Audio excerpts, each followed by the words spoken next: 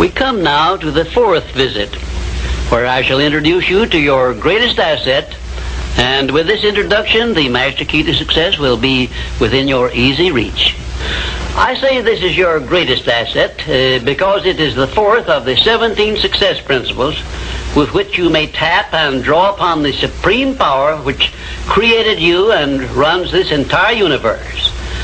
The name of this principle is applied faith, and I want you to remember it is not something I am bringing to you, but it is something you already possess, although you may not have made use of it in the past.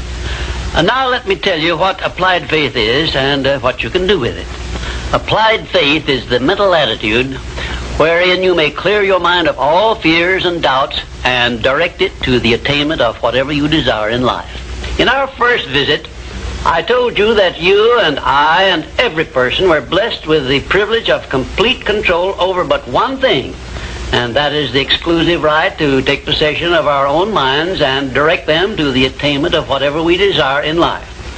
Applied faith is a mental attitude we must cultivate and maintain before we can take complete possession of our minds. It is the means by which we may break the seal of that envelope I mentioned in our first visit and take full possession of the 6 forms of riches we get in return for taking possession of our minds and using them. Those 6 riches were, as you may remember, sound health, peace of mind, a labor of love of your own choice, freedom from fear and worry, a positive mental attitude, and material riches of your own choice and quantity.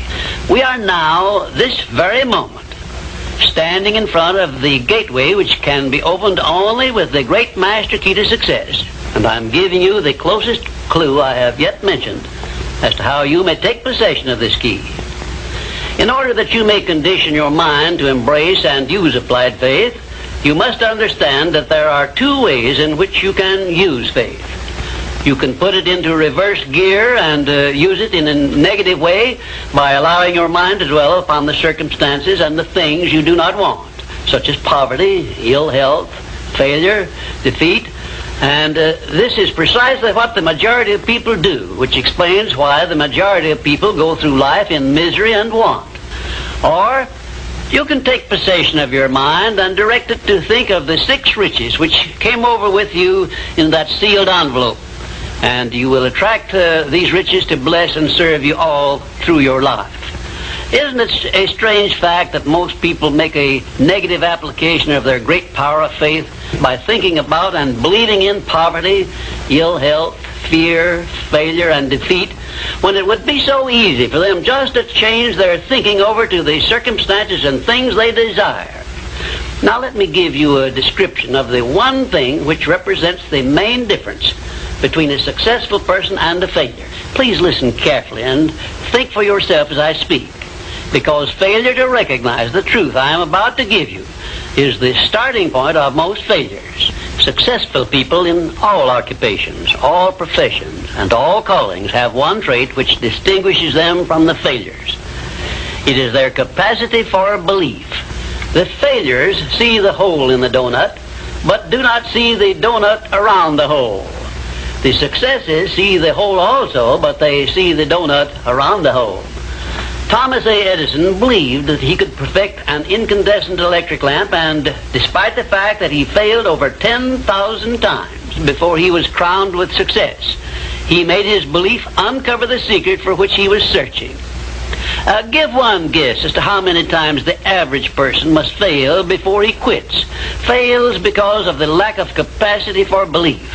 How many times can you meet with defeat before you give up the ghost and quit?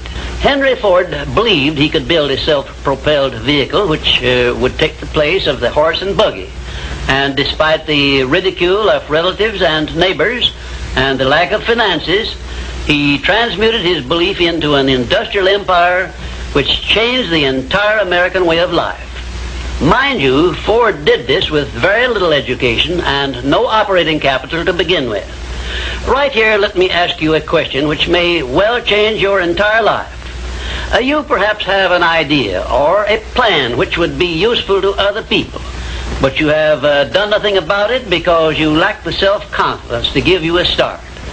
In other words, you are now where Henry Ford was before he built the first model of his world-famous automobile.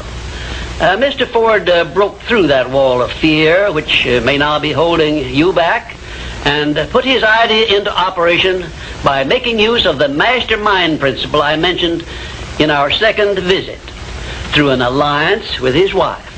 Now, the question I wish to ask you is this. Why don't you form a mastermind alliance with someone and begin putting your ideas to work for you? Belief is truly a magic word because it is the beginning of all successes. It is the very foundation of civilization. It is the one quality you must develop before you can make use of the great master key to success. To be successful, you must become a person with a great capacity for belief. And the place to start believing is with yourself. You should begin by recognizing that you were born with the privilege of complete control over your own mind. You should also recognize that by the application of the master key to success, which I am passing on to you through these visits, you can take full possession of your mind and make it yield you whatever you demand in life. Observe, I use the word demand, not beg. The Creator never intended for you to beg for anything. If He had, He would not have blessed you with full control over your own mind. If your life is not what you want it to be, you can change it. As a matter of fact, you can do anything within reason that you desire to do if you embrace the principle of applied faith and keep it directed to the attainment of the things you want and off the things you do not want. I should know what I'm talking about because I was handicapped at birth by the four horsemen which keep most people in bondage all the days of their lives: poverty, fear, illiteracy, and superstition. I have discovered the master key which gives one deliverance from all the evils one does not want and opens wide the gateway to the riches which the Creator intended every person to enjoy on this earth. Applied faith is the only means by which the master key can be appropriated and used. Therefore, I give you these instructions through which you may create a mental attitude which is favorable for the expression of faith. 1. Know what you want and believe that you can and will get it.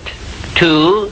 Give expressions of gratitude many times daily for having received that which you want, even before you actually get physical possession of it. Possession starts first in the mind. Please remember this. 3rd, keep your mind open for hunches from within. And when you are inspired to action, do not wait, but move on your own personal initiative at once. Remember, there can be no application of applied faith without action. 4th, when overtaken by defeat, as you may be many times, remember that man's faith is tested many times before he is crowned with final victory. And accept your defeat as nothing more than a challenge to keep on trying. And 5, a burning desire for the things or circumstances you want is the starting point of all applied faith. Be definite, believe, and act. And keep on acting if at first you meet with defeat. 6, when doubt creeps into your mind, remember that whatsoever a man believeth, that shall he also reap. Remember, faith is not something you get. Faith is something you already have. But you may be using it in reverse gear by believing in the circumstances and things you do not want, the things you fear. Remember also that faith is guidance only. It is not a power which will bring you what you want, but a power that can guide you to go after what you want and get it. Remember, too, that your faith is limited only by your own capacity to believe. You can do whatever you make up your mind to do. I believed I could give the world a practical philosophy of success which would free men and women from their fears and limitations. I stood firmly back of that belief through 20-odd years of effort. And so my belief give freedom to millions of people. Do the thing, said Emerson, and you shall have the power. May I paraphrase this great truth by saying, believe and you shall receive. And now, until our next visit, will you please remember that your life is exactly what you make it by your own mental attitude.